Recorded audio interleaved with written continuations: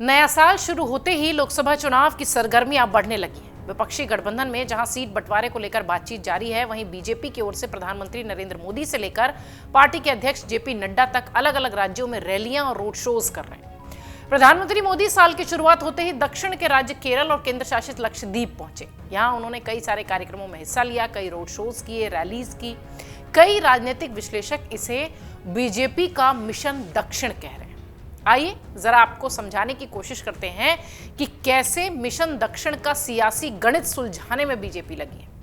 देश के दक्षिणी हिस्से में बीजेपी का अब तक का प्रदर्शन कैसा रहा है और कांग्रेस यहां कैसा प्रदर्शन करती रही है। इसके साथ ही लोकसभा की कितनी सीटें दक्षिण से आती हैं और किस राज्य में किस पार्टी की पकड़ है। सबसे पहले तो यह जानिए कि 543 सदस्यीय लोकसभा में देश के दक्षिण से 132 सीटें आती हैं। इनमें तमिलनाडु सबसे बड़ा राज्य है और यहां से कुल 39 सांसद 39 एमपीज आते हैं। कर्नाटक से 28, आंध्र प्रदेश से 25, केरल से 20 सांसद लोकसभा पहुंचते हैं। इसी तरह तेलंगाना से 17, पुडुचेरी और लक्षद्वीप और अंडमान निकोबार से एक एक सांसद चुनकर आते हैं। इस तरह दक्षिण भारत के 5 राज्यों और 3 केंद्र शासित प्रदेशों में कुल 132 लोकसभा की सीटें हैं। अब ये समझिए कि 2019 का जो नतीजा था वो बीजेपी के लिए कैसा था। दरअसल पिछले लोकसभा चुनाव में दक्षिण के 132 सीटों में से 29 सीटें बीजेपी और कांग्रेस दोनों के खाते में गई थी। वहीं दूसरे दल 74 सीटें लेकर राज्य में अपनी पकड़ बनाने की कोशिश कर रहे थे। तमिलनाडु में जो है 24 सीटों में डीएमके और आंध्र प्रदेश की 22 सीटें वाईएसआर कांग्रेस ने जीती थी। बीजेपी को सिर्फ 2 सीटें यहां मिली थी और कर्नाटक की 28 में से 25 सीटें जीतने में पार्टी यहां भी सफल रही थी। वहीं तेलंगाना की अगर बात करें तो 17 में से 4 सीटें ही बीजेपी की झोली में आई थी। अन्य किसी भी राज्य में बीजेपी का खाता खुल भी नहीं पाया था। इसके साथ ही आपको यह भी अब बताते हैं कि कांग्रेस के लिए कैसा था 2019 में दक्षिण का पूरा रण। कांग्रेस को सबसे ज्यादा सफलता केरल में मिली थी। यहां 20 में से 15 सीटें कांग्रेस की झोली में आई थी। 39 सीटों वाले तमिलनाडु में पार्टी को 8 सीटों पर जीत मिली थी। 2019 के लोकसभा चुनाव में कांग्रेस ने डीएमके के साथ गठबंधन में चुनाव लड़ा था। वहीं विपक्षी एआईएडीएमके को महज 1 सीट से संतोष करना पड़ा था। तेलंगाना में कांग्रेस को 3 सीटों पर जीत मिली थी और तेलंगाना में हाल ही में कांग्रेस में सत्ता में दिखाई भी पड़ रही है। इससे पहले अगर बात करें तो कर्नाटक विधानसभा चुनाव में भी उसे जीत मिली थी। यहां 2019 में उसे महज 1 सीट पर संतोष करना पड़ा था।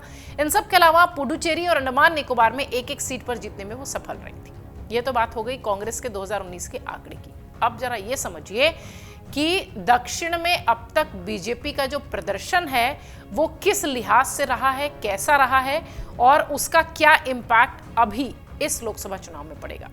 2019 के लोकसभा चुनाव में 300 से ज्यादा सीटें जीतने वाली बीजेपी दक्षिण बड़ी चुनौती के साथ दिखाई पड़ी थी।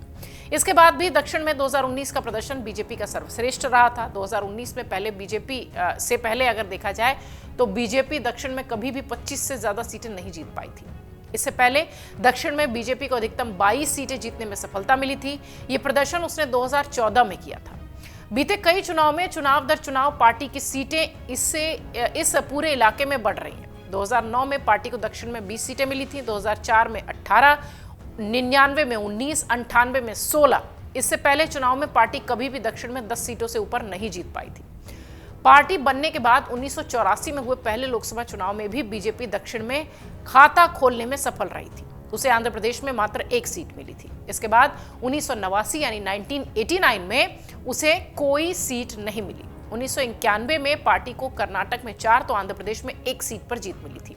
वहीं 1996 की बात करें तो पार्टी दक्षिण की 6 सीटें जीतने में सफल रही थी। ये सभी सीटें कर्नाटक में थी। बीते 10 चुनाव की बात करें तो कांग्रेस का दक्षिण में सबसे बेहतर प्रदर्शन 1989 में रहा है, जब पार्टी ने 110 सीटें इस इलाके में जीती थी, जबकि सबसे कम 2014 में मान लीजिए 19 सीटें यहां मिली थी इसे और 2019 में पार्टी के प्रदर्शन में सुधार हुआ और 29 सीटों को जीतने में कामयाबी मिली। हालांकि 2014 से पहले के नतीजों के मुकाबले ये काफी कम था। 2004 में कांग्रेस को दक्षिण में 48 तो 2009 में 62 सीटों पर जीत मिली थी। इस तरह कांग्रेस की 1999 में 35, 1998 में 45, 1996 में 37, 1991 में 92 और 1984 में 71 सीटें दक्षिण से आई थी। अब जरा ये समझिए कि दक्षिण की राजनीति में पैठ बढ़ाने की बीजेपी की क्या है तैयारी। साल की शुरुआत में प्रधानमंत्री मोदी केरल के 2 दिन के दौरे पर पहुंचे। लक्षद्वीप में भी कई कार्यक्रम किए। पीएम मोदी केरल में महिलाओं से संवाद करते दिखाई पड़े। बीजेपी ने आयोजन से पहले ही यह दावा कर दिया कि इस संवाद में 2 लाख महिलाएं जुटेंगी। वैसे बीजेपी अपनी सफलता में महिलाओं की हिस्सेदारी को बड़ा कारण बताती है। इस पूरे दौरे को बीजेपी के 2024 के चुनावी प्लान से जोड़कर देखा गया। ये पहला मौका नहीं है जब ये देखा गया कि बीजेपी ने दक्षिण पर फोकस बढ़ाया है। बीते 12 महीनों में कई ऐसे संकेत मिल चुके हैं जो ये बताते हैं कि दक्षिण पर बीजेपी का फोकस बढ़ गया है।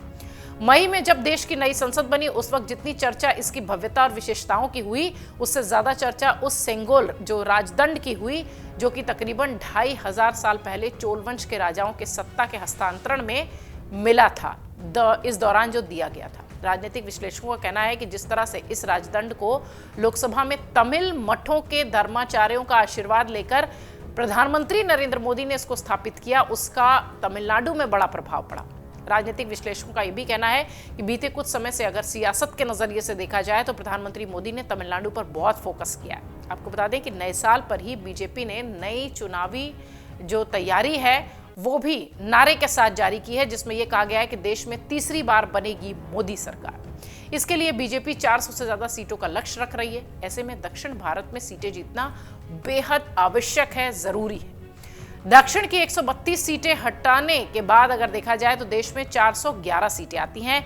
इनमें 25 से ज्यादा सीटें बीजेपी को अपने सहयोगियों को देनी पड़ेगी, जिनमें हरियाणा की सीटें हैं, यूपी में अपना दल है, बिहार में लोजपा एलजेपी की है, जो इनके पुराने साथी हैं। इसके साथ ही महाराष्ट्र में शिवसेना और एनसीपी का अजीत पवार का जो गुट है वो शामिल है। इस तरह अगर देखा जाए तो बीजेपी को 400 का पार का नारा सच करने के लिए दक्षिण में बहुत ज्यादा जरूरत पड़ेगी सीटों की। इस लिहाज से बीजेपी पूरी तरह से दक्षिण में फोकस्ड है और प्रधानमंत्री की यात्रा, कई सारे कार्यक्रम साल की शुरुआत में ही ये बताते हैं कि दक्षिण पर बीजेपी का जबरदस्त फोकस है। यहां से ज्यादा सीटें निकालने की कोशिश है। अगर आप ये वीडियो YouTube पर देख रहे हैं तो हमारे चैनल को सब्सक्राइब करें और बेल आइकन को दबाना ना भूलें। अगर आप Facebook पर ये वीडियो देख रहे हैं तो हमारे पेज को लाइक करें।